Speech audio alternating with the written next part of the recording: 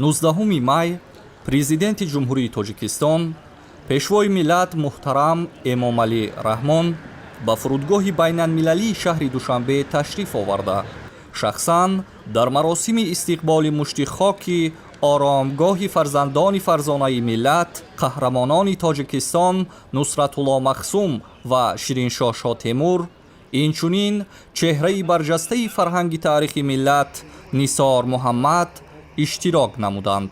иштироки бевоситаи сарвари давлат дар ин маросими таърихиву маънавӣ нишонаи равшани арҷгузории олии давлат ва ҳукумати ҷумҳурии Тоҷикистон ба таъриху фарҳанги миллӣ ва албатта ба хизматҳои фарзандони сарсупурдаи ватан мебошад.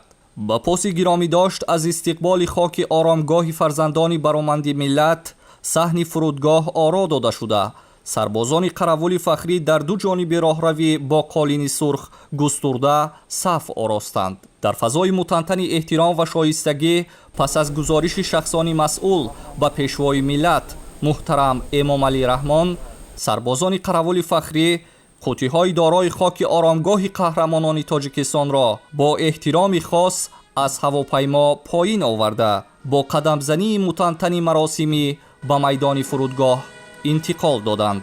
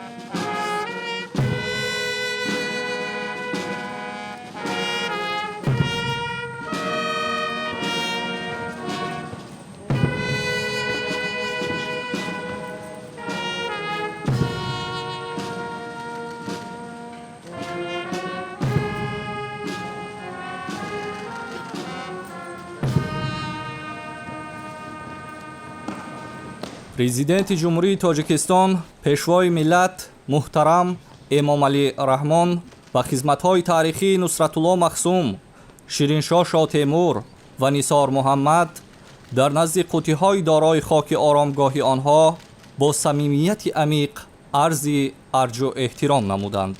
сарвари давлат муҳтарам Эмомалӣ Раҳмон таъкид доштанд ки Нусратулло Махсум ва Шириншоҳ Шотемур аз ҷумлаи поягузорони давлатдории навини тоҷикон ба шумор рафта барои бақои миллат ҳифзи манфиатҳои миллӣ, муайянсозии ҳудудҳои маъмурӣ ва таъсиси ҷумҳурии Тоҷикистон хизматҳои мондагор انجام دادند. واقعاً با شرافت استقلال دولتی و توجه خاص پیشوای ملت محترم امام علی رحمان، امروز خدمت‌های تاریخی فرزندان فرزانه وطن مورد آموزش و قدرشناسی شایسته قرار گرفته، نام و کارنامه آنها همچون نمونه وطن دوستی، خودشناسی و صداقت و فداکاری به دولت و ملت گرامی داشته می شود. این اقدام نجیبانه همچون ادامه سیاست فرهنگ پرورانه، تاریخ ساز و انسان دوستانه راهبر دولت محترم امام علی رحمان ارزیابی شده،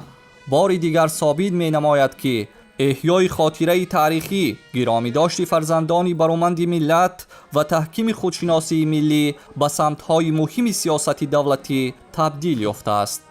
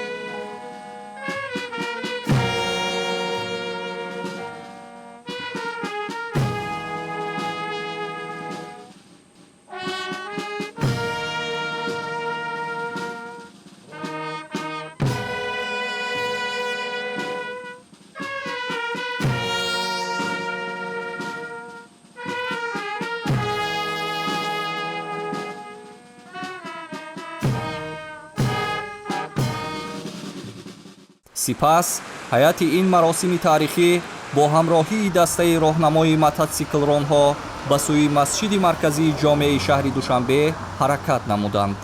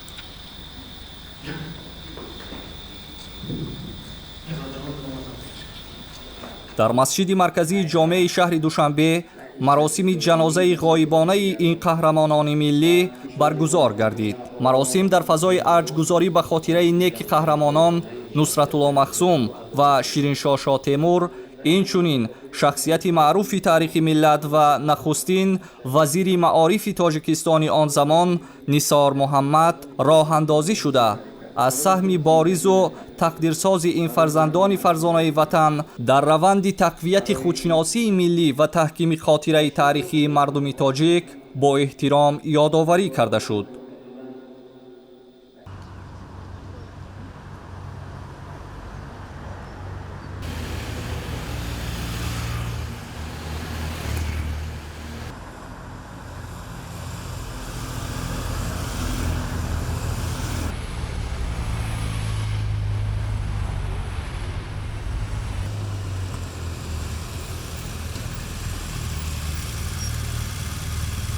пас аз маросими ҷаноза дар оромгоҳи Лучоп маросими ба замин супуридани хоки қаҳрамонони Тоҷикистон бо риояи суннатҳои дини мубини ислом ва эҳтироми хос анҷом дода шуд.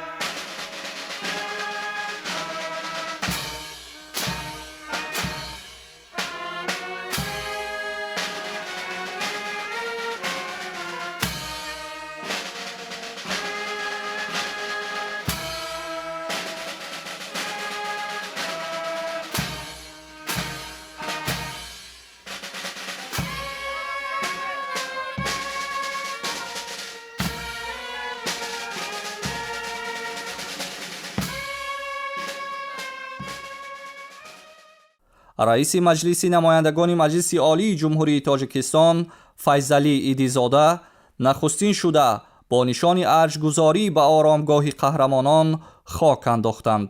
хешовандони марҳумон низ бо эҳсоси амиқи ифтихор ва сарфарозӣ дар маросими видо иштирок намуда ба хоки поки қаҳрамонон эҳтироми хос зоҳир карданд. дар идома дар назди макони дафн дуову фотиҳаи хайр анҷом дода шуд. ҳамзамон дар фазои эҳтиром ва садоқатмандӣ гулчамбарҳо аз номи сарвари маҳбуби давлат муҳтарам Эмомалӣ Раҳмон ва мардуми шарифи Тоҷикистон ҳамчун рамзи поси хотир, вафодорӣ ба арзишҳои миллӣ ва арҷгузорӣ ба хизматҳои мондагори қаҳрамонон ба макони дафн гузошта шуданд. дар идомаи ҳамин маросими пуршукӯҳ бо иштироки аҳли зиё ва намояндагони ҷомеаи фарҳангӣ маросими алоҳидаи ба хок супоридани мушти туроби шахсияти маъруфи таъриху фарҳанги миллат Нисор Муҳаммад баргузор гардид. зимни он саҳми ин шахсияти барҷаста дар роҳандозии низоми нави соҳаи илму маориф, бунёди муассисаҳои илмию таълимӣ, ҳифзи хотираи таърихии миллат ва таҳкими худшиносии миллӣ бо эҳтироми хос ёдоварӣ гардид.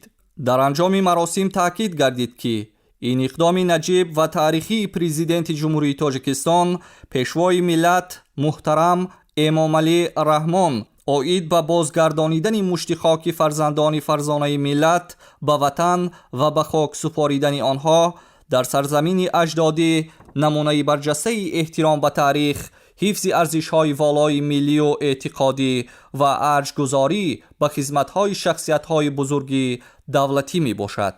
ин рӯйдоди таърихӣ ҳамчун рамзи пирӯзии ҳақиқат, эҳёи адолати таърихӣ ва гиромидошти хотираи фарзандони содиқи миллат дар саҳифаҳои таърихи Тоҷикистони соҳиби истиқлол бо ҳарфҳои заррин сабт хоҳад гардид. кунун ин қаҳрамонони миллӣ, фарзандони сарсупурдаи миллати бостонии тоҷик дар ватани бобоии худ Тоҷикистони азиз, кишваре ки барояш ҷони ширини хешро нисор кардаанд, соҳиби оромгоҳи худ шуданд. ин иқдом бешак боиси оромиши рӯҳу равони ин шаҳидони роҳи озодӣ гардида барои насли имрӯзу ояндаи Тоҷикистони азиз ثابت می‌نماید که وطن خدمت‌های ارزشمند فرزندان فداکار و سرسپرده خود را هرگز فراموش نمی‌کند. دیر هم باشد ارج گذاشته می‌شود. بی‌شبهه این ارجگذاری و این قدرشناسی از فرزندان سرسپرده تاجیکان سرفراز به نام پیشوای محبوب، سرور و راهنمای پرحکمت ملت محترم امام علی رحمان در صحیفه های تاریخ جاویدان ثبت می گردد. نصرت الله مخزوم سال 1881 در دهه چشمه قاضی وادی غرم در خانواده دهقان به دنیا آمده است.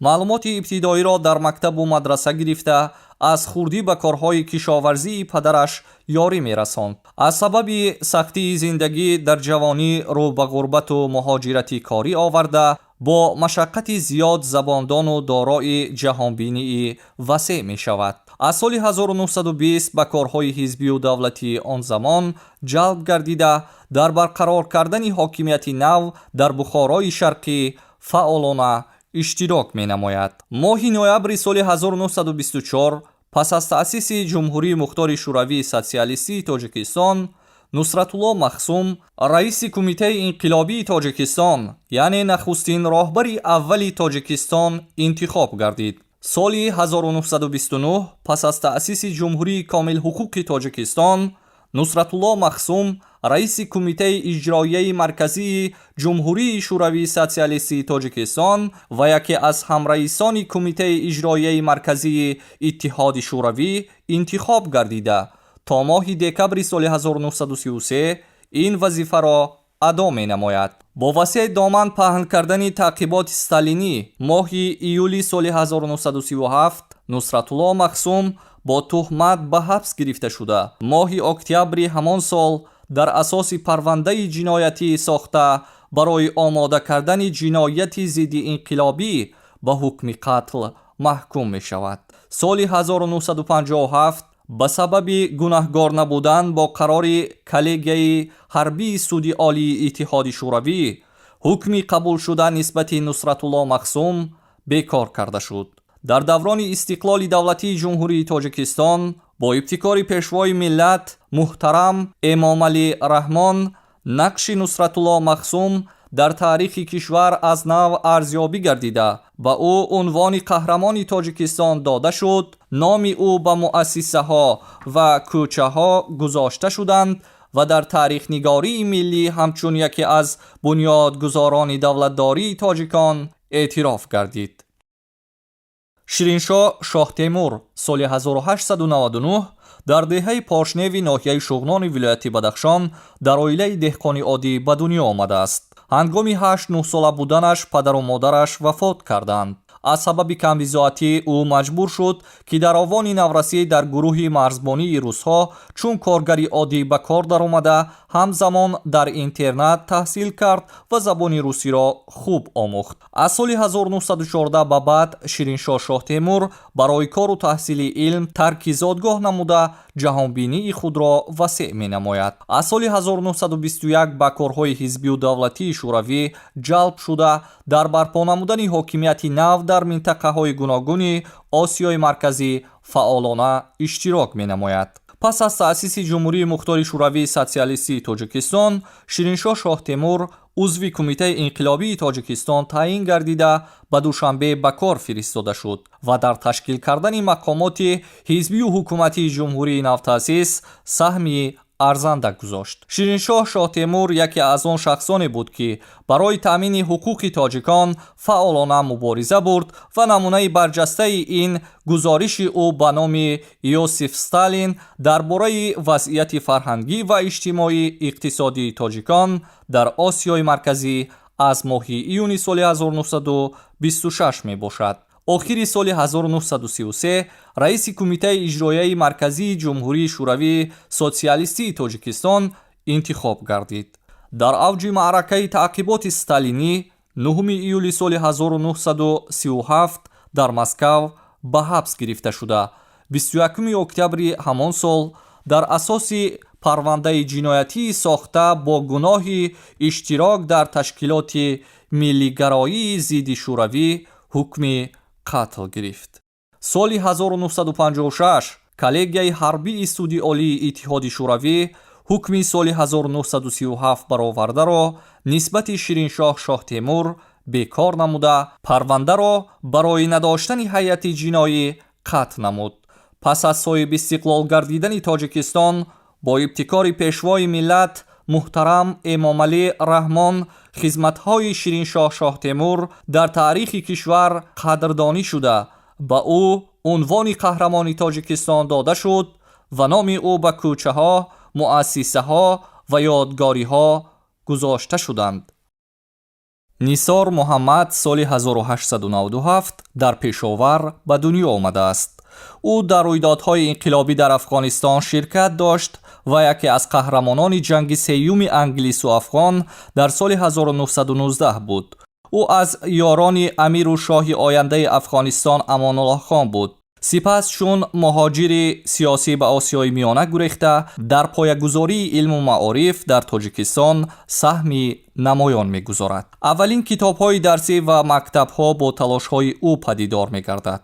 солҳои 1923-1924 китобҳои ӯ раҳнамои ҳисоб ва алифбо ба таб мерасад. нахустин донишҷӯёни тоҷик бо роҳнамоиҳои ӯ ба донишгоҳҳои бонуфузи Москаву Ленинград фиристода мешаванд.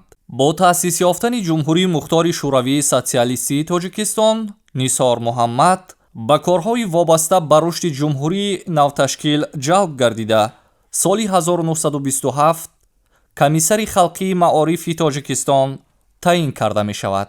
дар раванди ба ҷумҳурии мо ҳамроҳ кардани округи Хуҷанд ва сипас ба ҷумҳурии иттифоқӣ табдил додани Тоҷикистон саҳми намоён гузоштааст. Нисор Муҳаммад дар пайи таъқибҳои сиёсии сталинӣ 8 октябри соли 1937 ба ҳабс гирифта шуда, дар асоси парвандаи сохта ҳукми қатл гирифт ва 22 октябри ҳамон сол кушта шуд. дар шаҳри Душанбе ба нишони қадрдонӣ аз заҳматҳои пурарзиши ин шахсияти фидокор, кӯчае ки бинои Вазорати маориф ва илми ҷумҳурии Тоҷикистон дар он воқеъ аст, ба номи Нисор Муҳаммад номгузорӣ шудааст. қаҳрамониҳои Нусратулло Махсум, Шириншоҳ Шоҳ Темур ва Нисор Муҳаммад ки намунаи баланди хештаншиносист, имрӯз дар таърихи навини Тоҷикистон бо эҳтиром пост дошта мешавад. инак дар асоси иқдоми наҷиби президенти ҷумҳурии Тоҷикистон, пешвои миллат муҳтарам Эмомалӣ Раҳмон, хоким қаҳрамонони миллӣ ва шахсиятҳои барҷаста чун нишони эҳтирому қадршиносӣ ба Тоҷикистон бурда мешавад. Оромгоҳи Дон, шаҳри Москва. омодагиҳо барои гирифтан ва споридани капсулаҳо бо мушти хоки оромгоҳи фарзандони фарзонаи миллат, қаҳрамонони Тоҷикистон Нусратулло Махсум ва Шириншоҳ Шоҳ Темур, инчунин чеҳраи барҷастаи фарҳангии таърихи миллат Нисор Муҳаммад дар асоси дастуру супоришҳои президенти ҷумҳурии Тоҷикистон, пешвои миллат муҳтарам Эмомалӣ Раҳмон бо мақсади гиромидошт ва қадршиносии фарзандони бароманди миллати тоҷик сурат гирифта. маросими расмии тақдими капсулаҳо ба 18 майи соли 2026 рост омад. бояд гуфт ки то ин дам хоки қаҳрамонони Тоҷикистон дар мавзеи лавҳаи хотиравии фарзандони бароманди миллати тоҷик дар оромгоҳи Донски шаҳри Москва қарор дошт ва он чун эҳтирому гиромӣ дошт мутобиқи тартиби хоси постдорӣ гирифта шуда, дар асоси маросими бо тантана таҳти сафароии қаровули фахрӣ ба ҳайати расмии ҷумҳурии Тоҷикистон супорида шуд.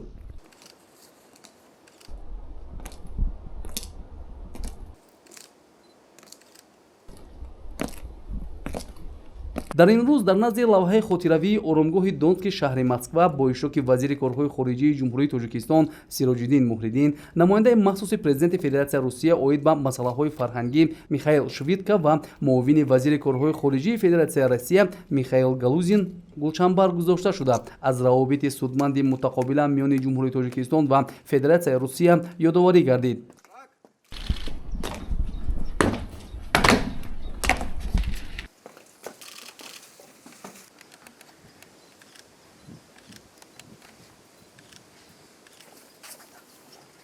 Караул, вперед! Для встречи слева. Накрап! Пул!